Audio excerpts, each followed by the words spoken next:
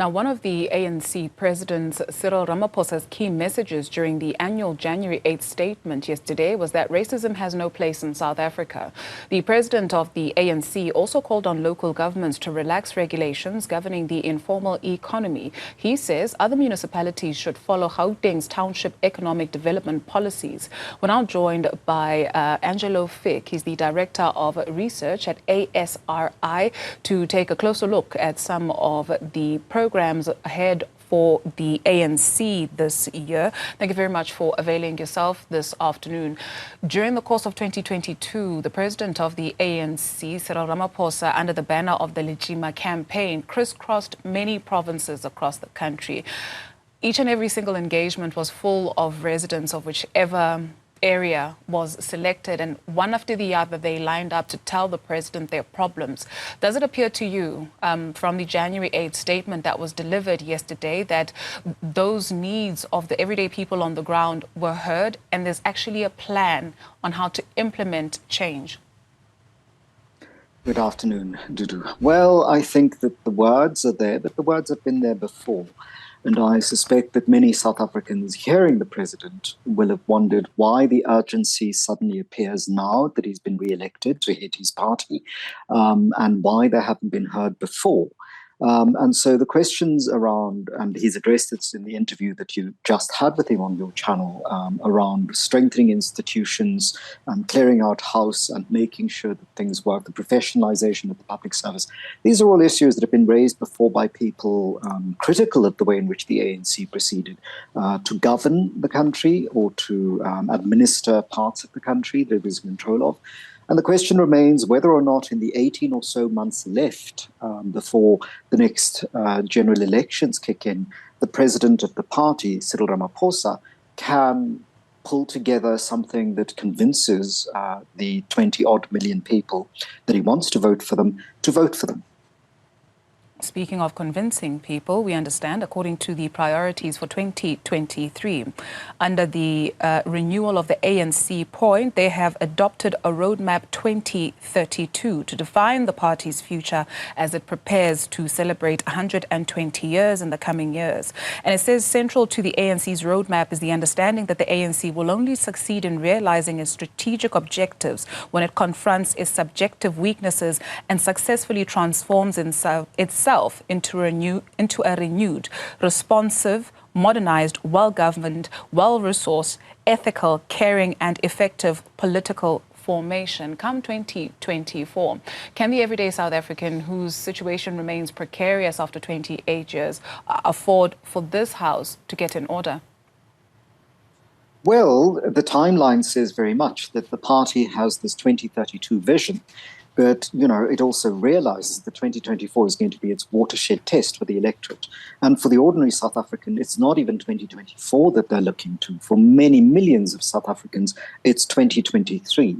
And so they would want to hear in the State of the Nation address what emergency measures are going to be introduced to make sure that the leaking away of resources, of funds, the maladministration, the corruption, the wasteful expenditure that has pockmarked, that these have all pockmarked the last 15 to 20 years of the 28 years in government that the party has had, whether those will be stemmed in this 29th year.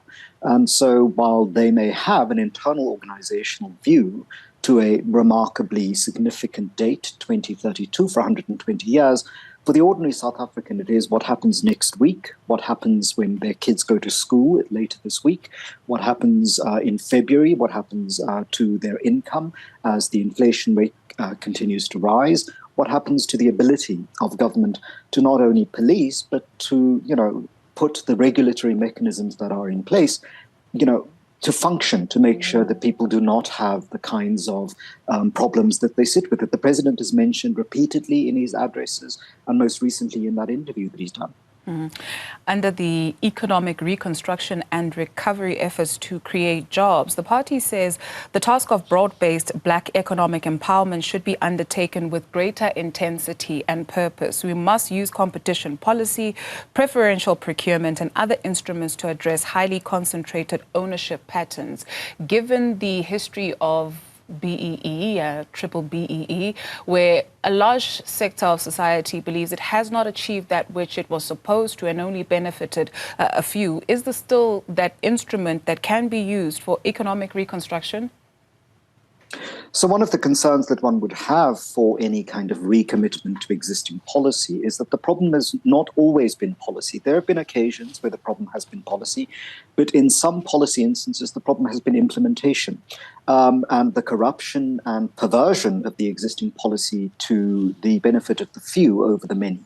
And so this idea of triple BEE may be palatable to many millions of South Africans, but its implementation has certainly seen many of them, the majority of them, actually not benefiting from this. And so here one hears and one sees in the ANC's record what Samir Amin, the Egyptian economist and sociologist, pointed out years ago, where he said that the post-colonial phenomenon in many African states is that you have elites who are interested in governing to their own benefit and are willing to construct what he calls marginal peripheries in the global system.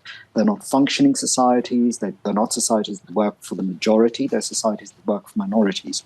And so in South Africa, we've seen a very small sort of band of people who benefited very, very elaborately from post-apartheid South Africa, particularly post-millennial South Africa. But for many millions of people, the quality of education their kids receive, the quality of healthcare that is available to them, the quality of life in the spaces they live in, the life chances that they and their children have not necessarily increased, and in some cases actually decreased.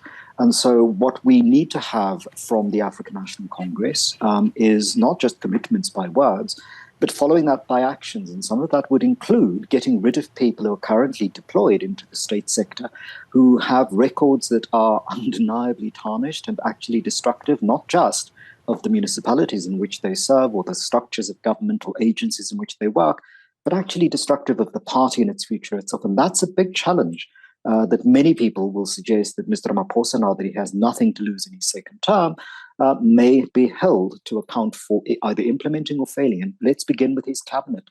Many will ask why there are still people in his cabinet who've not only openly defied him, but have actually delivered nothing in the time that they've been in that cabinet and in previous cabinets in the post-apartheid period.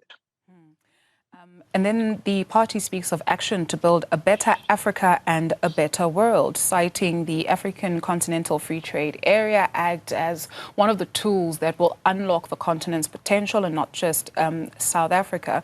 And so when we take a look at that African Continental Free Trade Area Act, South Africa is also dealing, like many other countries, not limited to the continent as well, with the issue of migration. And the free movement of people will hinge, or the success of the African Continental Free Trade Area Act will hinge on the free movement of people. So are we putting our money where the mouth is when it comes to action to build a better Africa and a better world?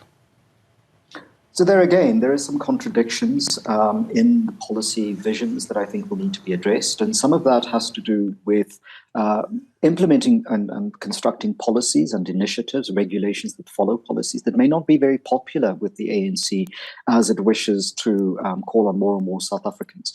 Part of what we see in post-millennial South Africa, particularly after 2008, 2010, is a rise in very, very specific anti-African and xenophobic attitudes that show continuities with apartheid-era constructions of South Africa as exceptional from the continent. And many observers have wanted to know what the ANC in its policies around education, arts and culture has done in order to make sure that this does not get out of control. But of course, we haven't seen that happen. We have a very hampered basic education system. The notion of citizenship is deeply national. Oh.